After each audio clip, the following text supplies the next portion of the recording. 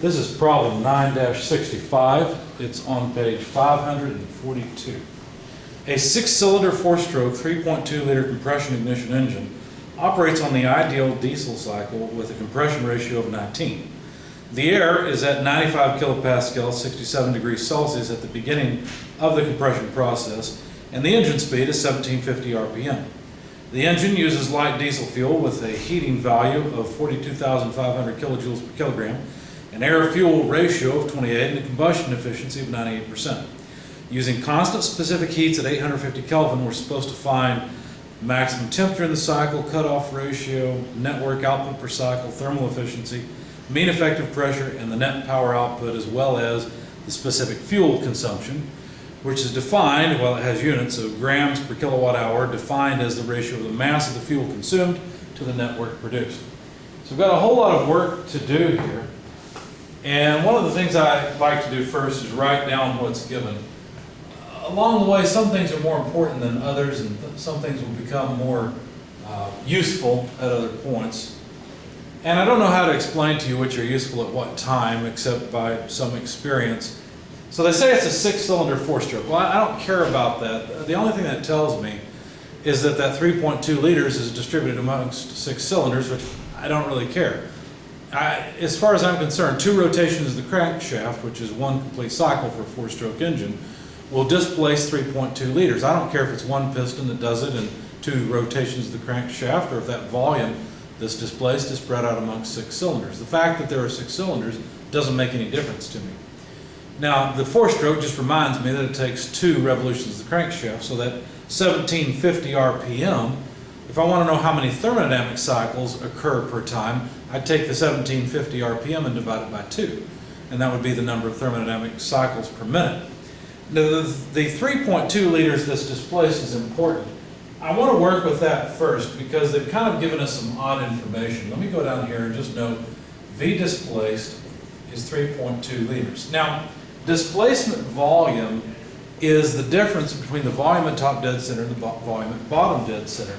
I'm going to use the PV and TS diagram so much, let me just go ahead and write them down off to the side so that I can use them as we go through this problem. So I guess I'll put the PV diagram up here, kilopascals, specific volume. Since we're in metric units, this will be cubic meters per kilogram. And then on the TS diagram, I'll go for Kelvin and absolute temperature, and then entropy. And I just realized I wrote down the wrong units in my solution. Kilojoules per kilogram per Kelvin are the units for the entropy. Anyway, I want to write down the general shape of the cycle. Anytime you're solving a cycle diagram problem, you should always have the cycle in front of you. That will help you a lot. So the general shape of the PV diagram for the diesel cycle looks like this, where this is the beginning of the compression ratio, which is going clockwise, producing power. Here's the second state. Here's the third state. Of course, heat addition occurs here. Heat rejection occurs here. These are Q out and Q in. And then this is state 4. And of course, from 3 to 4 is the expansion process. That's the power stroke. And really, there's 2 strokes involved here in the heat rejection, even though it looks like the volume remains constant, because the piston has to cycle and push the waste gases out and pull in a fresh charge of air. So that's the general shape of the PV diagram. The TS diagram, I usually just draw it a little bit like this. Now, unfortunately, I usually end up with my diagram a little bit off.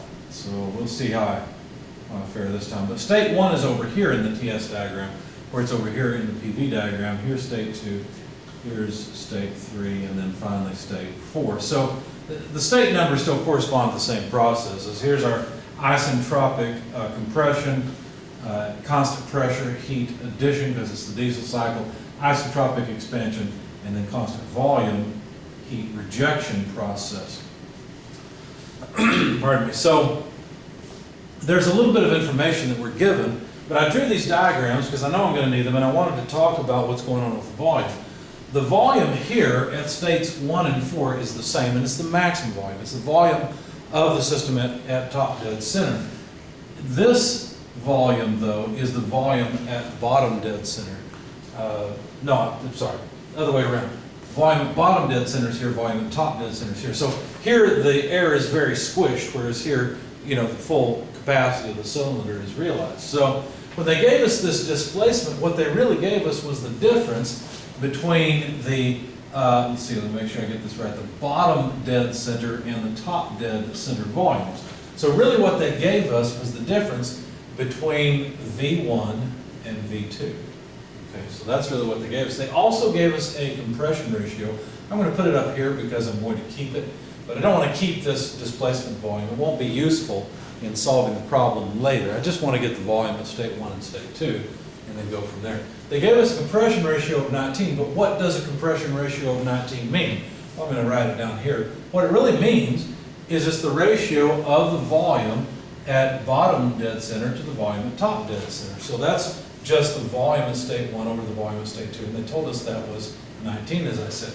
So hopefully you realize now we've got two equations and two unknowns. We've got V1 and V2, and probably the easiest way to solve this is to realize that what this compression ratio means is simply that the volume in state 1 is the compression ratio times the volume in state 2. Just move it to the other side. Then we can substitute this in for the volume in state 1 and write RV2 minus V2 equals the displacement volume, which is a known, but I'm not going to write that in quite yet.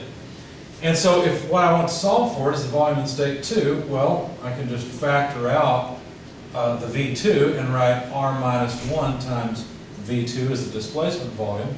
Since I'm running out of space, let me move down and say then that the volume in state 2 must be the displacement volume over R minus 1. So calculating the volume in state 2 is really not too bad. All I have to do is take the displacement volume of 3.2 liters and divide it by R minus 1. So 19 minus 1 is 18. And so then from that I get that the volume in state 2 is about 0.17 repeating, well, exactly 0.17 repeating liters. And now if I go back and I sub back in, say here, just multiply 19 by the volume in state 2, 0.17 repeating liters, then I can find that the volume in state 1 is 3.37 repeating liters. So now I've got the volume in state 1 and state 2. They just gave it to me in sort of an odd way. So let me, it's not exactly given, but it's really more useful than what they gave. So let me just note here, the volume in state 1 is 3.37. In fact, let me go ahead and convert it. I'd rather have cubic meters, so let's see, that's, you know, bring the decimal place over 3 times. So 3.37 repeating times 10 to the negative third cubic meters. V2 is 0.17 repeating times 10 to the negative third cubic meters. So there's the volumes in states 1 and 2, and I don't need all this. Now I still need the compression ratio. That's going to be useful, but the rest of this I don't need anymore. Okay, so what else did they give me? Well, they noted that the pressure in state 1 was 95 kilopascals. Rather than write that over in the area where it, you know, I've got given written, I'm just going to add it to my diagram. So state 1 is the beginning of the compression process. I think that's how they described it. So that's 95 kilopascals, and they said the temperature is 67. Now, that's degrees Celsius. If you add 273 to 67, you get 340 Kelvin. So there is the temperature of the gases at state 1. So that was given. They told us that the speed, which we'll use a lot later, is 1750 RPM. The heating value of the fuel will be useful fairly early on at 42,500 kilojoules per kilogram, but notice that it's only an efficiency, a combustion efficiency. Well, let me put that on the next line. I can fit it better there. The combustion efficiency is 98%. What that really means is that, well, not 0.98%, but 0.98 or 98%. What that really means is that 98% of the chemical energy in the fuel is converted into thermal energy in the air. Okay, so that's what that number tells us. And then they said the air to fuel ratio, which I'll just write like this, is 28. Okay? they told us to use constant heat capacities at 850 Kelvin. So I went to the back of the book and I looked up the heat capacities. I had to interpolate. They had it for 800 and for 900. So just go halfway between. And so it's constant, and it's 1.11, 0 if you want it, kilojoules per kilogram per Kelvin. And by the way, this is how I remember the units of specific entropy, because they're the same as the units of heat capacity. So anyway, CV, the constant volume heat capacity, I didn't know if I would need it for sure. Didn't think I would, but I wrote it down anyway. Had to interpolate it as well. And there it is, 0.823 kilojoules per kilogram per Kelvin. Now remember, both these are at 850 Kelvin. And then to calculate, now they didn't have, well, I don't remember if they had it or not. Let's look and see. I don't remember if they had the ratio of heat capacities or if I calculated this. So I was looking at the ideal gas properties of various common gases. Here we are. Yeah, they had it. I did not interpolate it. I just took the ratio CP over CV. But if I had interpolated it, would I have gotten the same thing? I got 1.349, so yes, I would have gotten the same thing. Anyway, the ratio of heat capacities, which is just CP over CV, or you could interpolate it from the book, from the table, is 1.349. So that's the setup of the problem. That gives me the main stuff that I need. And I'm supposed to find a whole lot of things. Now, in a cycle problem, the first thing to do is just solve for all the temperatures in all the states. Basically, you want to know how much energy there is in all the states. And so that's what I'm going to go for first. And the way you do it is just by walking around the cycle. So I'm going to move from a state where I know everything, state 1, notice I know the pressure and the temperature. I'm going to move from that state to the next state if possible, given process information. What happens from 1 to 2? Well, there's a compression process, right? An isentropic compression process. Well, that suggests that I should be able to use an isentropic equation to relate states 1 and 2. And here it is. T2 over T1 equals V1 over V2 to the power of K minus 1. Now this is a constant heat capacity value isentropic equation. It does not take into account the variations of heat capacity with the temperature of the air. And the reason I chose this one out of the 3 that are available is because this one involves volume ratios. And guess what? I've got a volume ratio. This compression ratio is certainly the ratio of V1 over V2, or we could write it as the specific volume ratio V1 over V2. So this is pretty easy. If I want the temperature in state 2, which I would like to have, then all I really have to do is multiply the temperature in state 1 by, let's see, V1 over V2, by the compression ratio to the K minus 1. So when you do that, the temperature in state 1 is 340 Kelvin, compression ratio is 19, and K is 1.349. So K minus 1 would be 0.349. And this temperature comes out, let's see, to 950.09 Kelvin. I'm going to call it 950 Kelvin and be done with it. Okay, so 950 Kelvin, 950.09 I guess here, just for the sake of completeness. So that takes care of state 2. Now, along the way, what I realized is it would be nice to know the mass in the system, and so I paused on this, and I went over here and I said, you know, I know that's the given, and I know that there's several things I need to find, but along the way, I'm going to need the mass. So let me calculate the mass, and I just use the ideal gas law, P1 V1 over R over T1, to calculate the mass. And I'm going to bring this up because in a minute, we're going to use the air-to-fuel ratio. And when we do that, there's an assumption made in the way that the author solved this problem that I don't make. So the numbers I get are different. And you need to understand the differences and why I went the way I did versus the way that the author went. But anyway, we're going to calculate the mass. And note that we're calculating the mass in state 1 of the air. Now, in reality, there's both air and fuel in the combustion chamber at this point. Well, when we spray it in, right? Now, it depends on how you look at it. See, what happens is from state 1 to state 2, just air is compressed, at least in the ideal cycle. The gas, or the diesel is not added until 2 to 3. So when I'm using state 1, I'm actually calculating the mass of the air. And so all of the pressure in the system comes from air. The volume, of course, is occupied by the air. And so the appropriate gas constant to use is the gas constant of air. So in state 1, the pressure is 95 kilopascals. The volume in state 1, I know, is 3.37 repeating times 10 to the negative third cubic meters. The gas constant, if you have to look it up, that's fine, but I've got it memorized. It's 0.287 kilojoules per kilogram per Kelvin. So there's the gas constant for the air. And the temperature in state 1 is 340 Kelvin.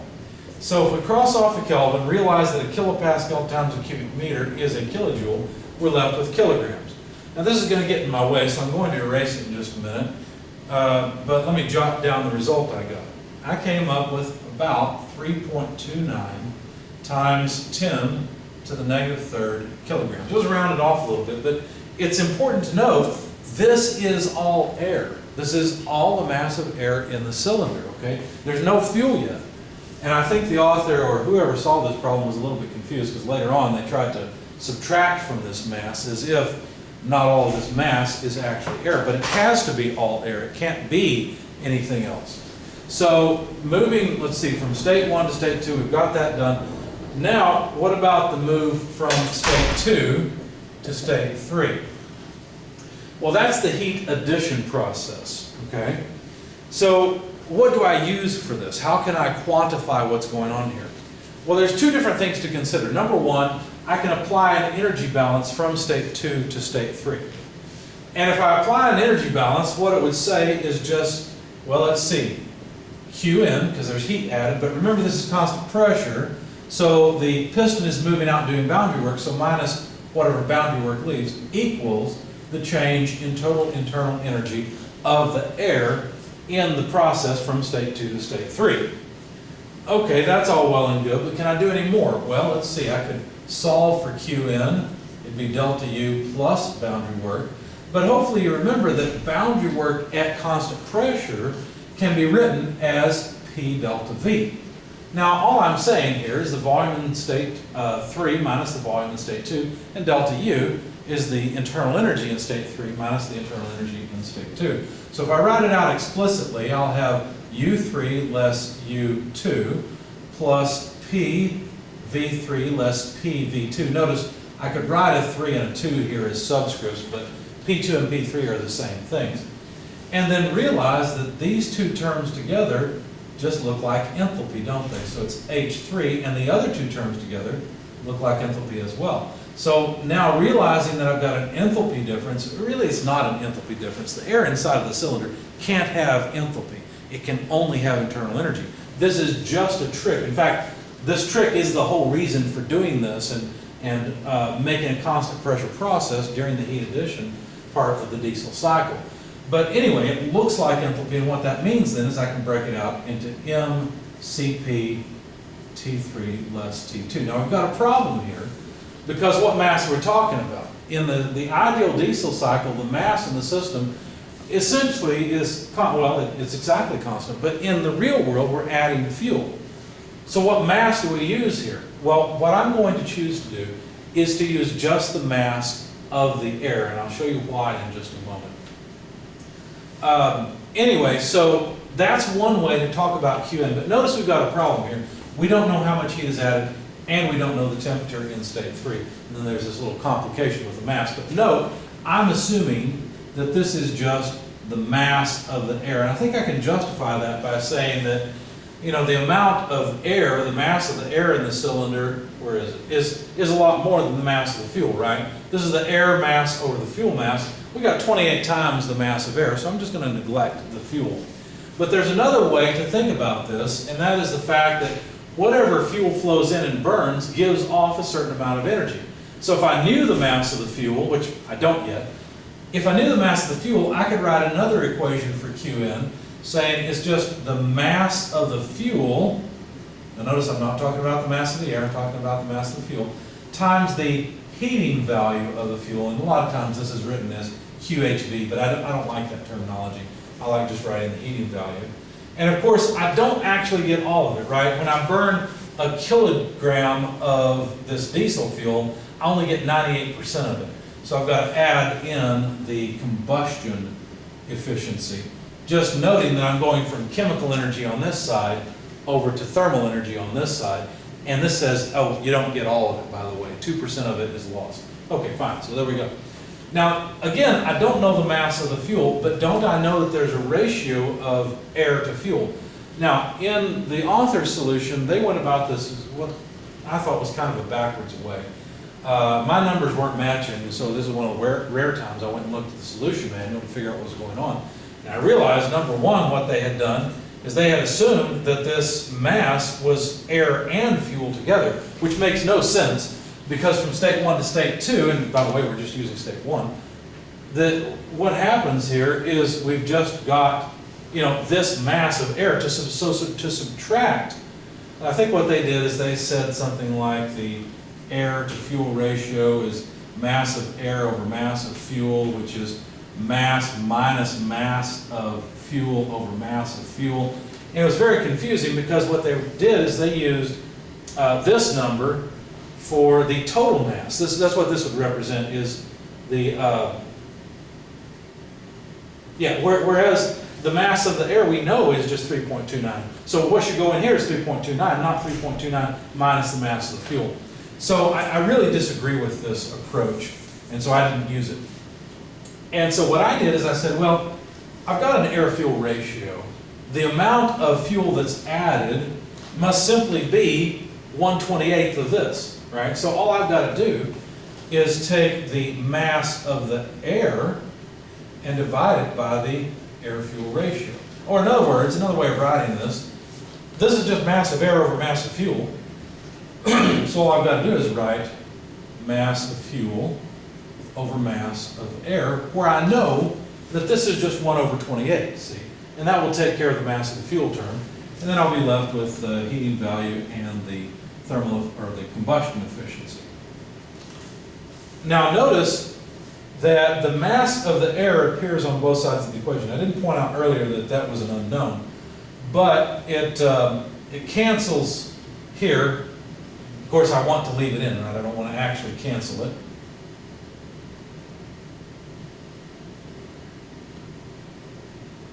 But here the term is just 1/28. So this is just a thing I'm going to plug in, right? That is just 1/28.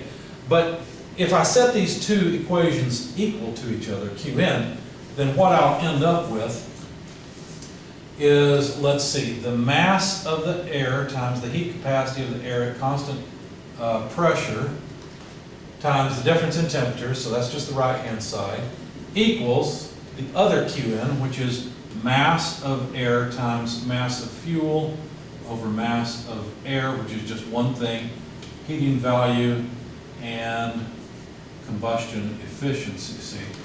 And then of course these two masses of air cancel. I can solve for the temperature in state 3. Now the way I'm going to do it is just divide out the heat capacity, so mass of fuel over mass of air, heating value, combustion efficiency divided by the heat capacity, so that's all of that together. And of course I haven't written the mass of air, that was canceled. And then all I got to do is add the temperature in state 2. So this is not particularly difficult at this point because I've got all of these things. The fuel to air ratio is 1/28. The heating value is 42,500 kilojoules per kilogram. Let's see, the combustion efficiency is 98%. The heat capacity was 1.11, and these are kilojoules per kilogram per Kelvin. And then I have to add the temperature in state 2, which is about 950 Kelvin. So let's check our units and see what we've got. Kilojoules per kilogram go away, and what we've got is Kelvin added to Kelvin. That's a good thing. That means that we can actually add these terms together. When you plug all of this into your calculator, you find that the temperature in state 3 comes out to about 2290.1 Kelvin. And that would be the maximum temperature. That's where the maximum temperature is always observed in the ideal diesel cycle is here at state 3. It's not obvious on the PV diagram, but on the TS diagram it's much more apparent. So that's what I wrote here, was 2290 or so. Yeah, there's a 0.1, but this is close enough for my diagram. Now, the specific volume I could calculate if I wanted to. I could probably get at the entropy if I really wanted to, but I didn't bother with the horizontal axis on this problem, because what I really wanted more than anything were the temperatures. Now, we've only taken care of states 2 and 3. Now we need to take care of the final state, state 4. However, there's something along the way that's useful. Let me erase my work for the move from state 1 to state 2 and continue with 2 to 3, because there's something really important. This is something you should add to your TS diagram and your PV diagram, one or the other, for the diesel cycle, because it's something really handy to know.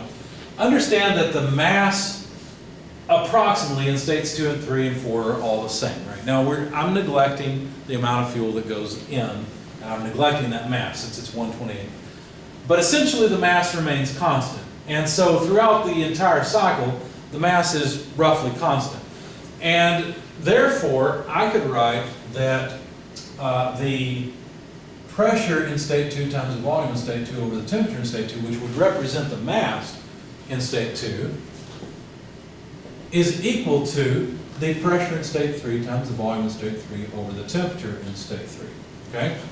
Now understand, all I'm saying is the mass is constant. And they even use this in the solution. So I don't feel bad with what I've done with the mass that they've done differently. Technically, this won't work because the mass in state 2 and state 3 are different. Right? And so the average, things like the average gas constant have changed because the chemical composition is different. The amount of mass has increased.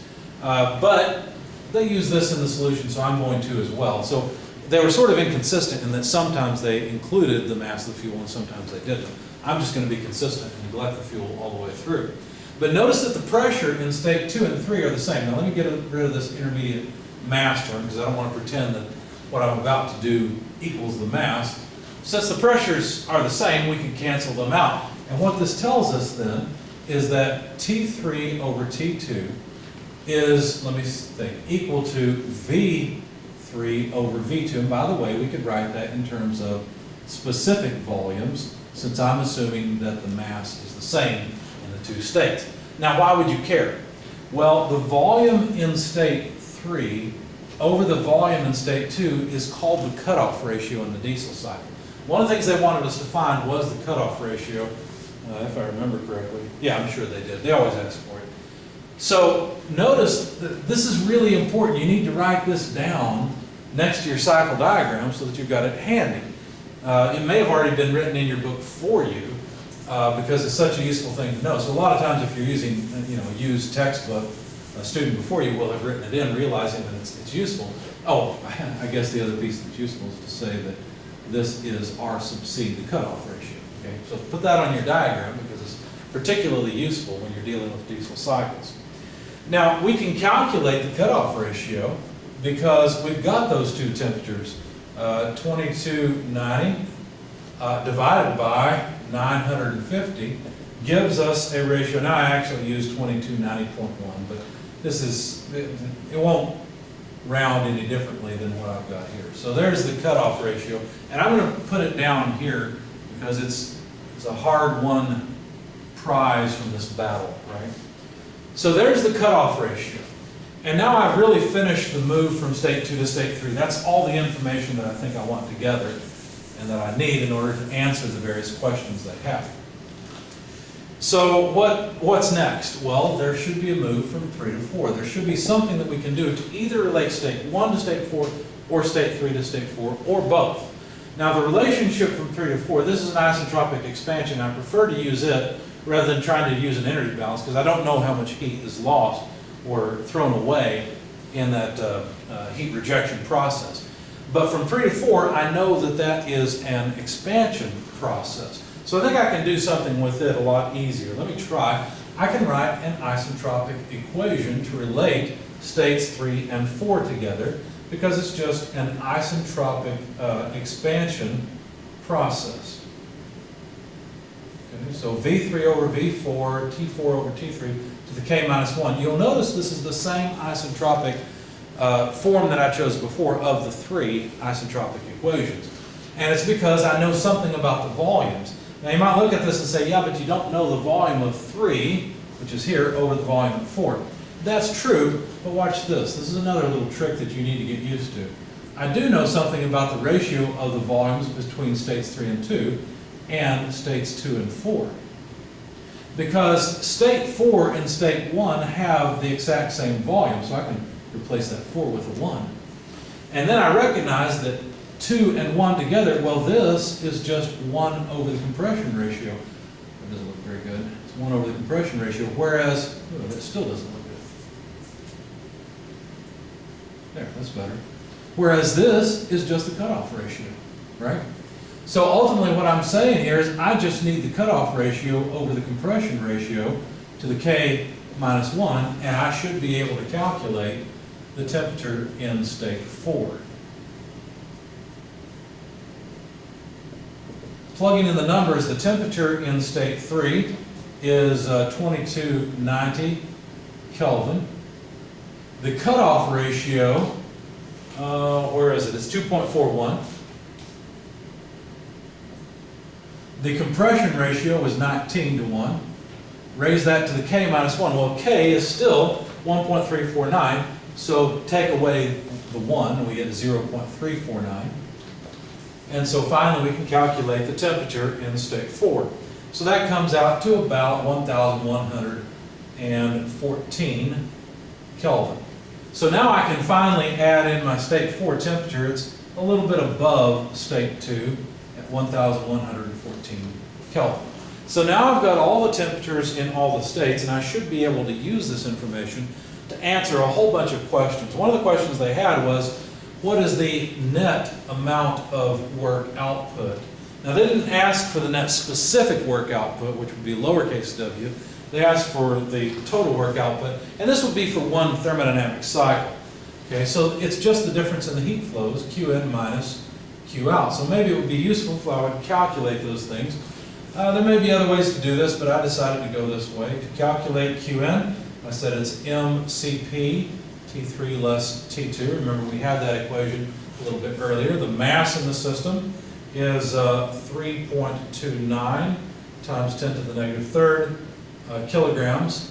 The heat capacity is 1.11 kilojoule per kilogram per Kelvin. And the temperature in state 3 is 2290, and the temperature in state 2 is 950, and I'm almost out of space. That's Kelvin. There we go. So the Kelvin go away, the kilograms go away, and we're left with kilojoules. So Qn, you know what, I'm going to draw it up here. Instead of having lowercase q, I'm going to have uppercase Q. Same thing here with Q out. Then I can just add it to my diagram. So the number that you get from this, once you plug it into your calculator, is about 4.894 kilojoules of energy that's added during the heat addition process. Q out, on the other hand, can be calculated based on the process from state 4 to state 1. Now notice, this is a constant volume process. I used Cp before for Qn because there was a constant pressure boundary work occurring with the heat addition. And it just works out that I could do that because I'm representing enthalpy. But here, everything's sitting still. There is no boundary work, so I have to use Cv instead of Cp because all of the energy change occurs from the air that's in the system. The air cools off. Okay? There's no work interaction here, so what I have to use is mCv delta T. And of course, the temperature change is from 4 to 1, and I know those temperatures. So again, 3.29 times 10 to the negative third kilograms of mass, which has a constant volume heat capacity. Looks like I did need it after all. 0.823 kilojoules per kilogram per Kelvin. The temperature difference, T4 minus T1, well, T4 is 1114, T1 is 340. Those are both Kelvin. So let's see, the kilograms go away, the Kelvin go away. We're again left with kilojoules. When you plug all of this into your calculator, you will find that the amount of heat rejection, Q out, is about 2.096 kilojoules, and I just noticed that my kilo is erased because I had made a mistake in my mass calculation. I'll go back and fix it. There we are.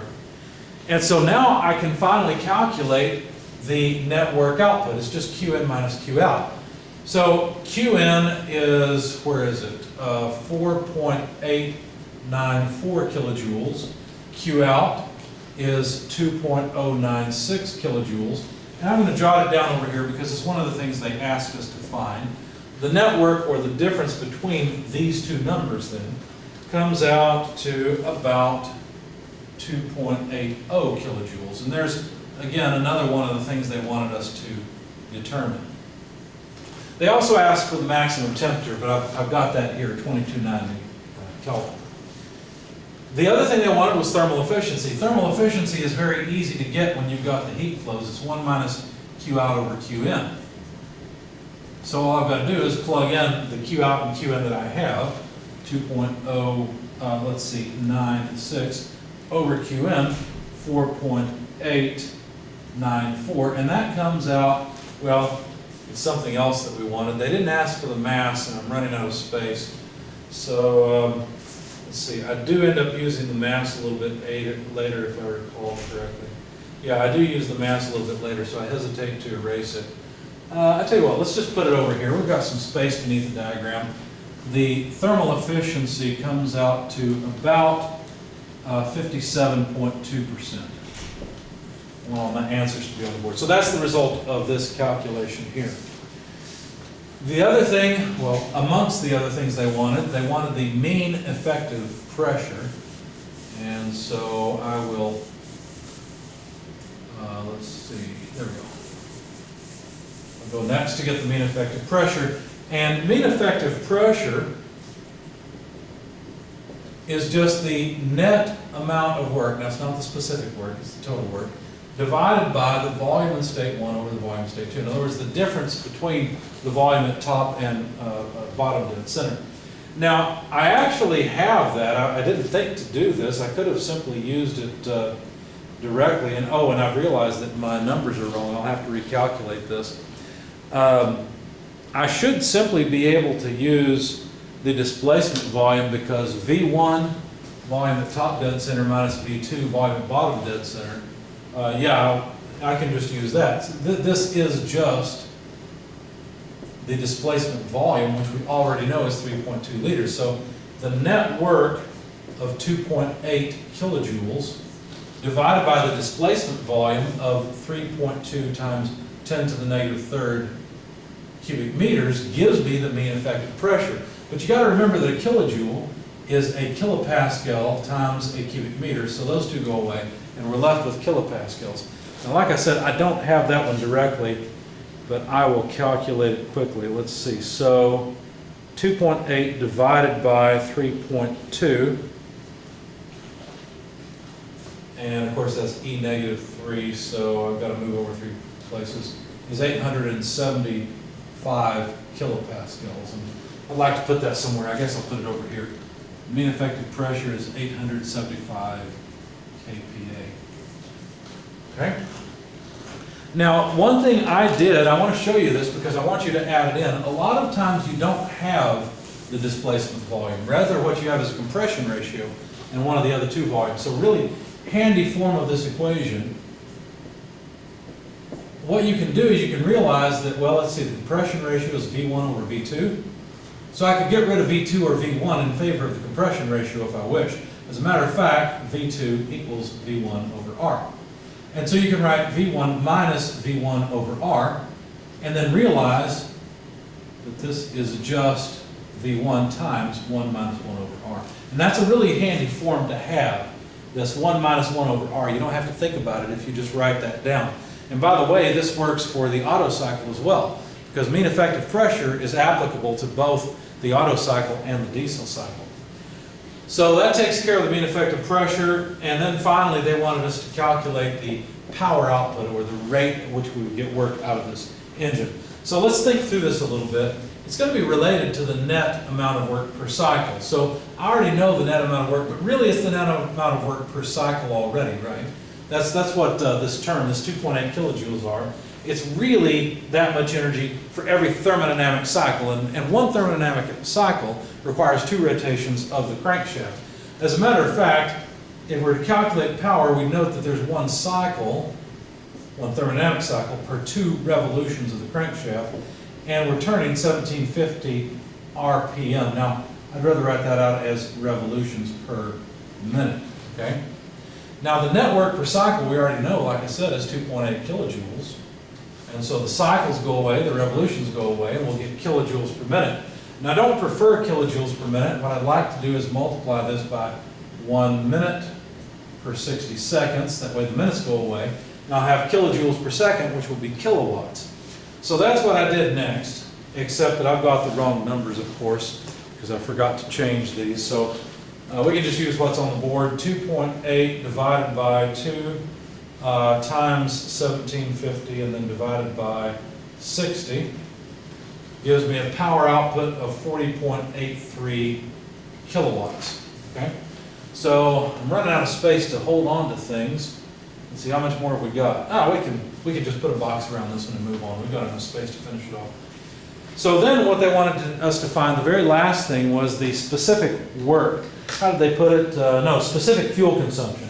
How many grams of fuel do we have to burn to generate, what was it, 1 kilowatt hour, I think? Yeah, 1 kilowatt hour of energy. So it's really just 2 ratios of it. It's just a ratio of energy where you've got well, it's not energy, it's mass per energy, but it's really, the question is, how much fuel do we burn to generate a certain amount of energy? So really we want fuel per work. And so that would be mass of fuel per the net work in, say, we'll figure out how much fuel we burn in 1 cycle, and this will all have the same basis, so that'll work out. But the mass of the fuel, I prefer to use mass of air. I know how much mass of air goes through the engine in 1 cycle, and then use the air to fuel or fuel to air ratio that we know already, mass of fuel to mass of air, which is 1/28, and then divide that by the net amount of work in that cycle. Now, of course, my numbers here are wrong, so I have to work from the board. No, I corrected this. Well, I didn't have the net work right.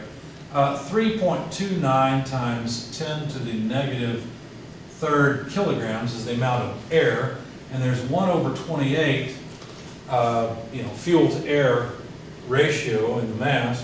The net work per cycle is 2.8 kilojoules, but of course a kilojoule, let's see, do I need to, no I don't. I don't want kilojoules, they wanted kilowatt hours. So let's see, there's 1 kilowatt hour per 3,600 kilojoules. Yeah, that's right. You can look it up in the front of your book. And then they didn't want kilograms, they wanted grams. So I have to multiply this as well. There's 1,000 grams per kilogram, and now the kilograms are gone. So now we'll have grams of fuel per kilowatt hour. So I'll have to plug this into the calculator, of course, to get it right. Let's see, 3.29, let's see. I don't know how to do E-3, so I'll just move my decimal. Oh, well, the 10 to the negative 3rd will cancel with 1,000, so that'll work. So 3.29 divided by 28, and then divided by 2.8, and multiplied by the 3,600, which effectively ends up in the numerator, gives me 151.1 or so. And this would be grams of fuel per kilowatt hour of work produced. And so that's the last item they asked us to find. The numbers, if you compare to what's in the textbook, let's see, they've got 2,244 Kelvin for the highest temperature, whereas mine's a lot higher than that. Well, not a lot, it's a little higher. And then they've got a cutoff ratio of 2.36 minus 2.41. They've got a work output of 2.71 instead of 2.8. They've got an efficiency of 57.4% minus 57.2. A mean effective pressure of 847 minus 875. A power output of 39.5 kilowatts, I've got 40.8. And then, ironically, they've got almost identical fuel consumption at 151 grams per kilowatt hour. So, all in all, I'm not I don't agree with their approach for the reasons I've stated about, how much mass is in the cylinder and what that mass is, and the fact that the mass in the cylinder actually changes. At some point, you have to make an assumption in order to use the diesel, well, the ideal diesel cycle that we usually base things on. And so I did it early on in order to simplify the problem a little bit. And I think that the way I went is a little bit more reasonable than the solution they went towards. Notice the numbers come out pretty close, which makes sense since the mass of the fuel is not a big portion of the mass. And so that's the whole solution. Let's see, is there anything missing? I never calculated the pressure in state 2 and 3. You could. It's not all that hard. Just use the ideal gas law. You know the temperature in the state. You know the volume. So getting at the pressure would be pretty easy.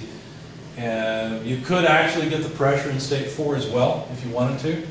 As soon as you know the temperatures, pretty much everything falls out. So if you know this temperature, and of course you know the volume in state 4, which is the same as the volume in state 1, then it's easy to come up with the pressure in state 4, but I'll leave that to you.